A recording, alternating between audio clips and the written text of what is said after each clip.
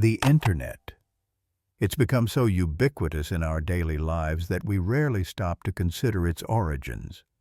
But the network that now connects billions of people across the globe was born from one of the darkest periods in human history, the Cold War. This isn't a story about social media or e-commerce. This is a story about survival, innovation, and how the threat of nuclear annihilation gave birth to the most transformative technology of our age. The Advanced Research Projects Agency Network, ARPANET, was the direct ancestor of the modern Internet. It was conceived in an era when the United States and the Soviet Union stood on the brink of mutual destruction, when a single miscalculation could have ended civilization as we knew it. The scientists and engineers who built ARPANET weren't trying to create a platform for global communication and commerce. They were trying to build a network that could withstand a nuclear attack. What they created instead would fundamentally reshape human society. To understand how ARPANET came to be, we must first understand the world that created it. The 1950s and early 1960s represented perhaps the most dangerous period in human history. The United States and the Soviet Union had amassed nuclear arsenals capable of destroying all life on Earth multiple times over. The doctrine of mutually assured destruction, MAD, meant that any conflict between the superpowers would likely result in total annihilation for both sides. This wasn't paranoia. This was the reality of the age. The Cuban Missile Crisis of 1962 brought the world within hours of nuclear war. American families built fallout shelters. Children practiced duck and cover drills in schools. The doomsday clock, a symbolic representation of how close humanity stood to catastrophe, moved closer to midnight than it had ever been. In this environment, military planners were forced to confront an uncomfortable question. How do you maintain command and control during and after a nuclear exchange? Then came Sputnik. On October 4, 1957, the Soviet Union successfully launched the first artificial satellite into Earth's orbit. The achievement sent shockwaves through the American establishment. If Soviet technology could place a satellite in space, it could place a nuclear warhead anywhere on American soil. The implications were staggering. The technological superiority that America had taken for granted suddenly seemed uncertain. Something had to be done. President Dwight D. Eisenhower responded swiftly. In February 1958, he established the Advanced Research Projects Agency, ARPA, within the Department of Defense. ARPA's mandate was clear: ensure that America would never again be caught off guard by technological surprise. The agency was given significant autonomy and funding to pursue high-risk, high-reward research projects that might provide strategic military advantages. It was from this agency that ARPANET would eventually emerge. By the early 1960s, American military commanders faced a critical vulnerability. The nation's communication infrastructure was fundamentally centralized. Telephone networks relied on large switching stations. Military communications passed through a limited number of control centers. This architecture was efficient in peacetime, but it had a fatal flaw. It was incredibly vulnerable to attack. Consider the implications. In the event of a Soviet first strike, a handful of nuclear weapons targeting these communication nodes could effectively decapitate American command and control. Military leaders would be unable to communicate with each other or with their forces. The ability to coordinate a response would be severely compromised, if not entirely eliminated. This was an unacceptable risk in an era where response times were measured in minutes, not hours.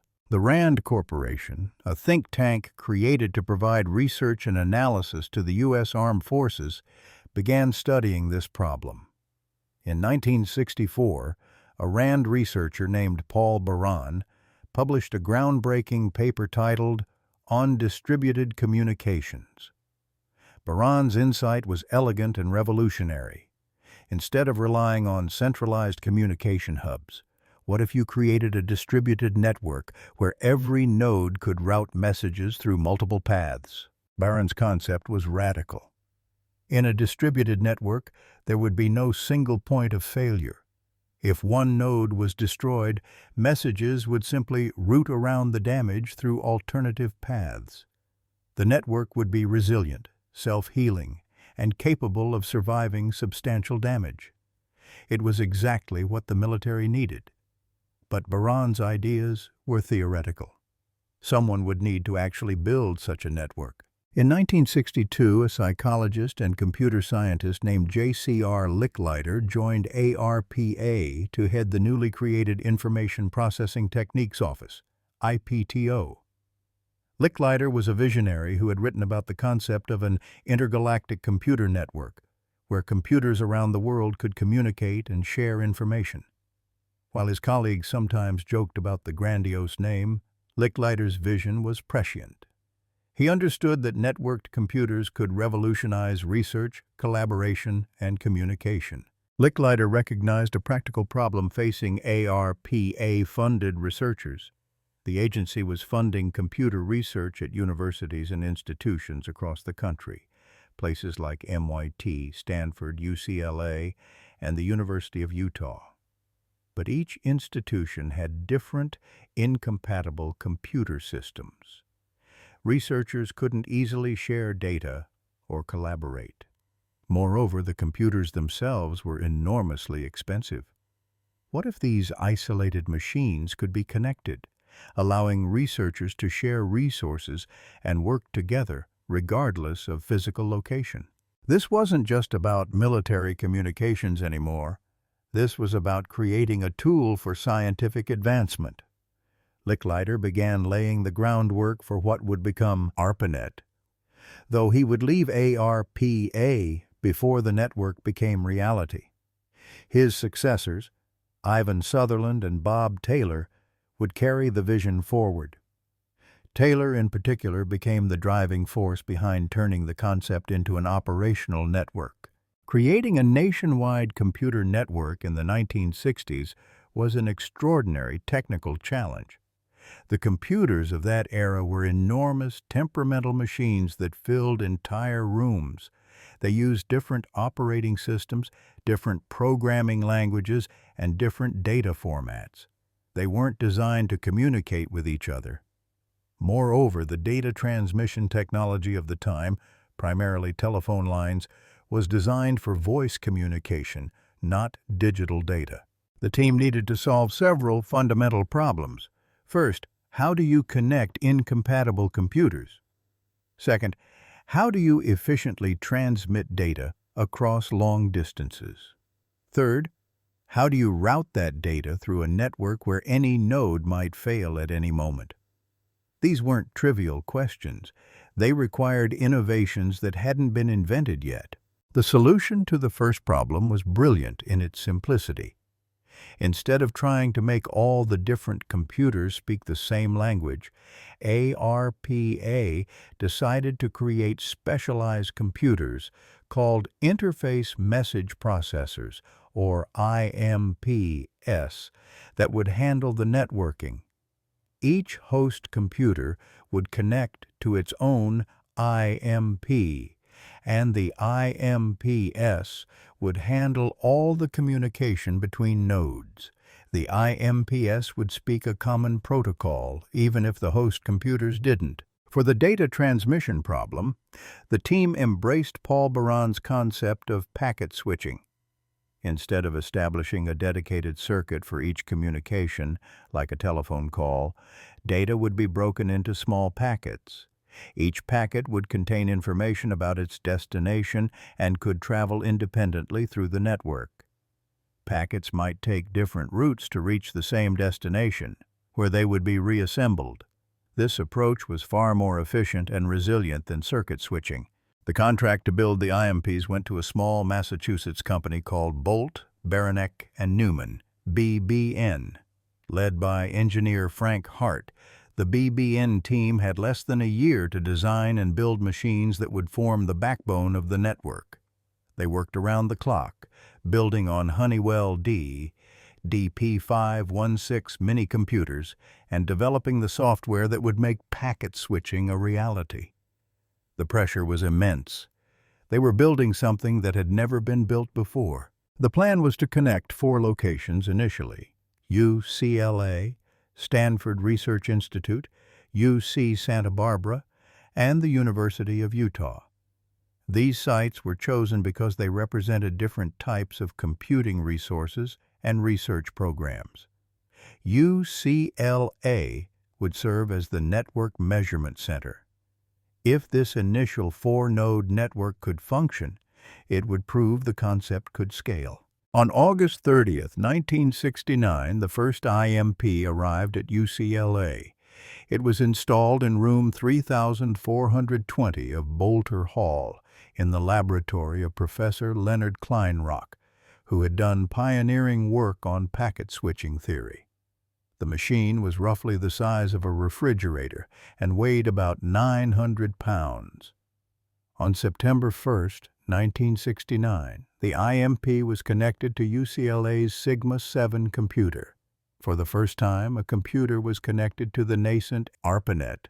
The second IMP was installed at Stanford Research Institute on October 1, 1969. Now came the moment of truth. Could these 2 sites actually communicate?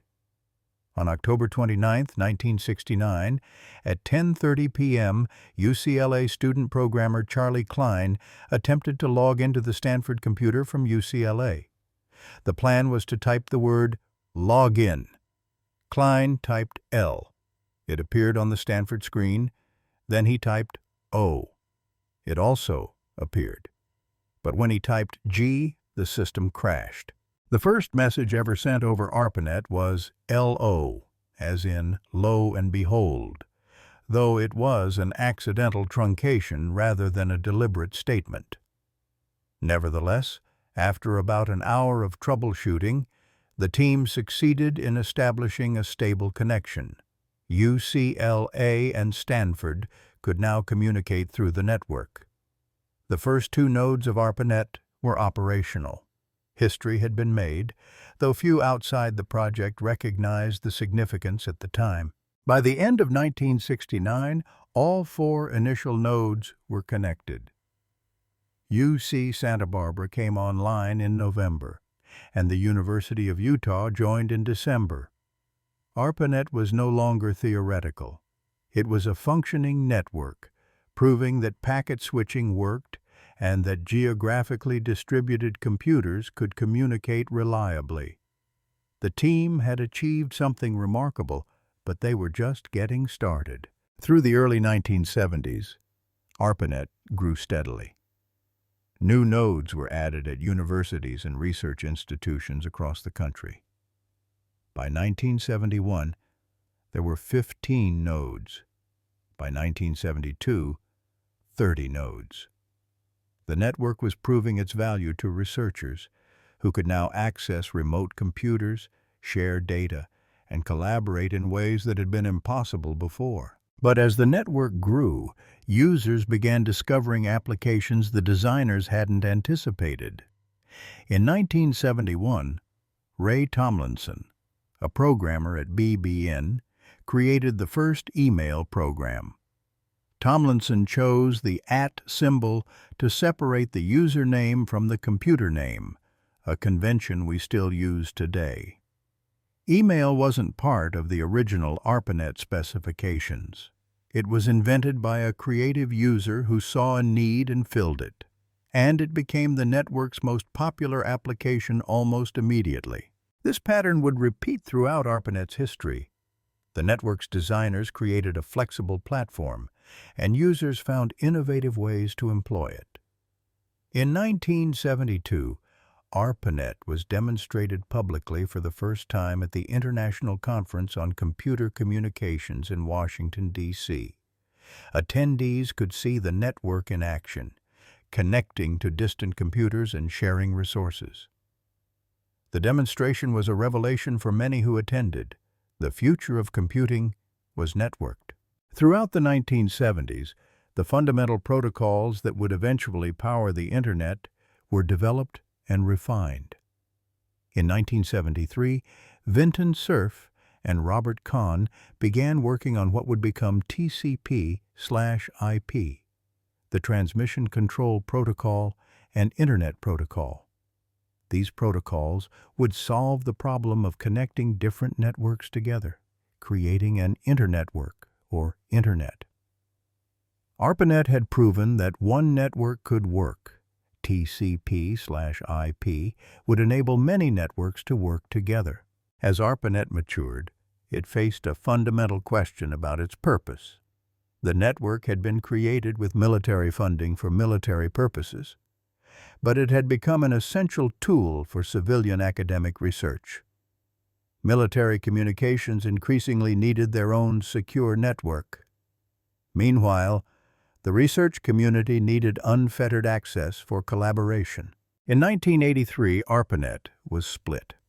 The military portions became MILNET, a separate network dedicated to defense communications. The academic and research portions retained the ARPANET name, but were increasingly connected to other networks using TCP/IP.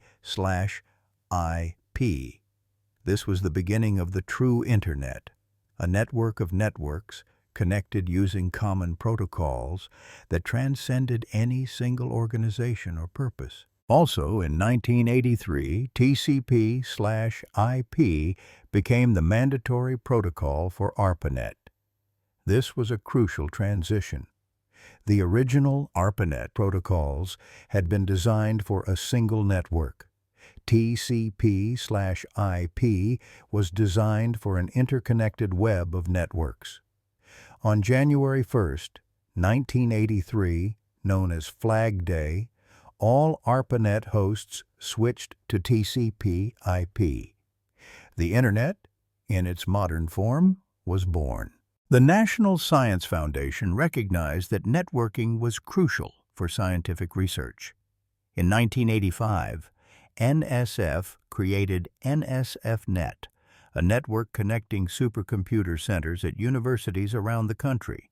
NSFnet used TCP/IP and connected to ARPANET, creating an even larger internetwork.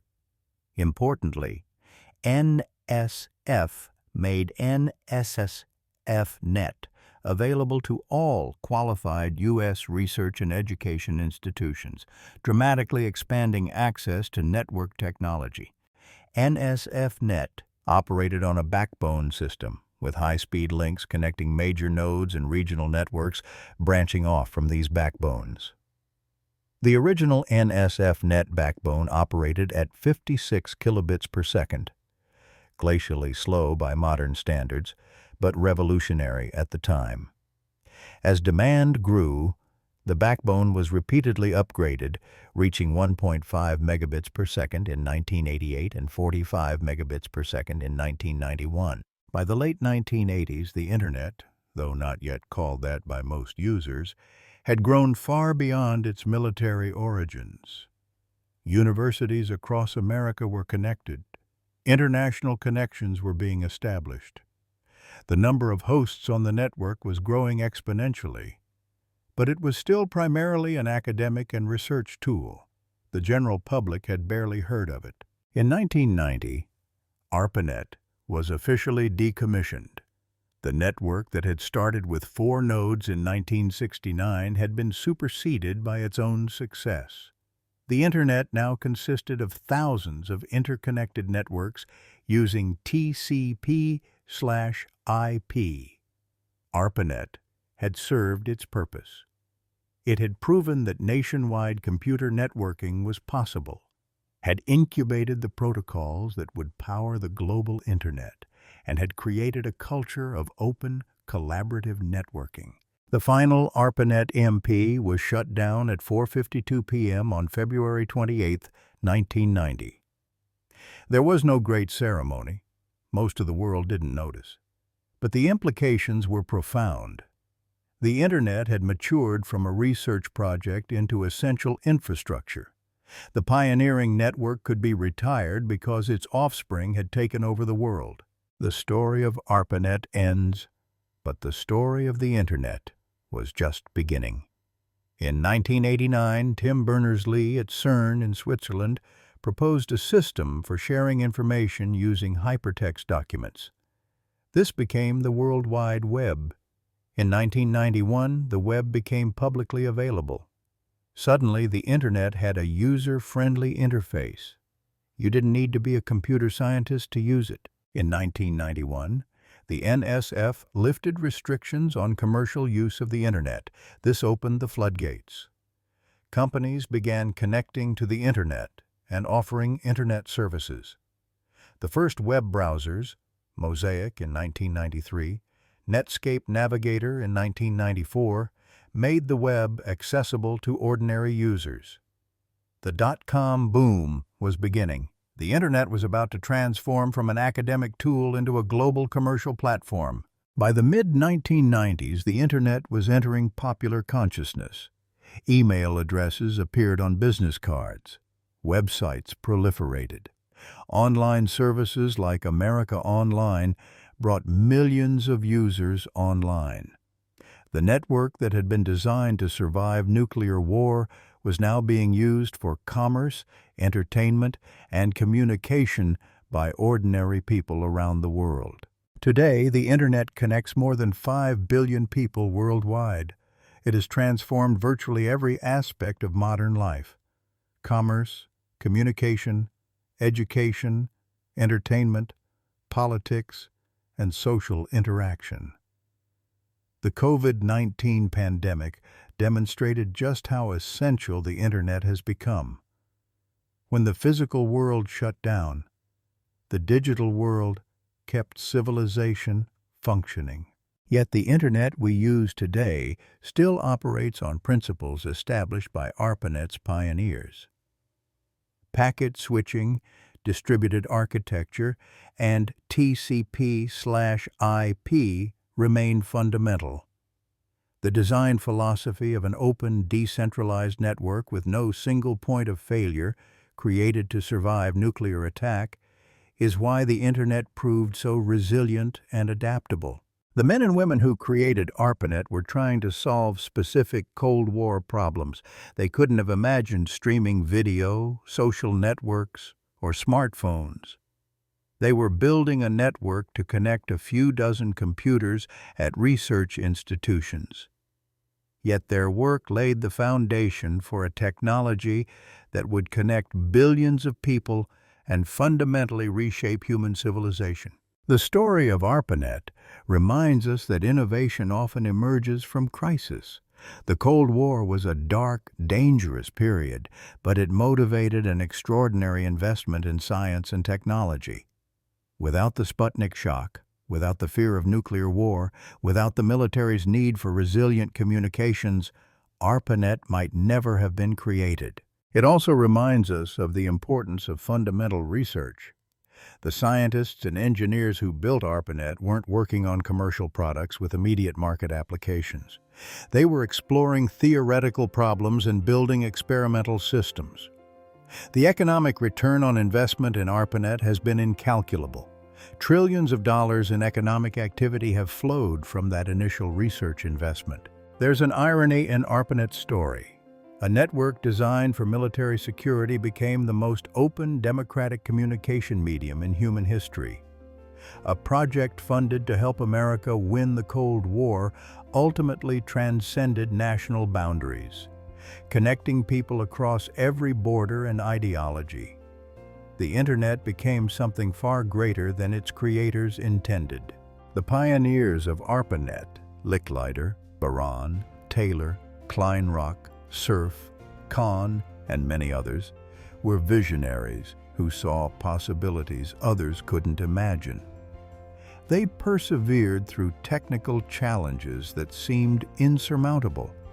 They collaborated across institutions and disciplines. They built something that worked, even though conventional wisdom said it couldn't be done. As we use the internet today, for work, for learning, for entertainment, for connection, we're using a tool born from one of history's most dangerous moments.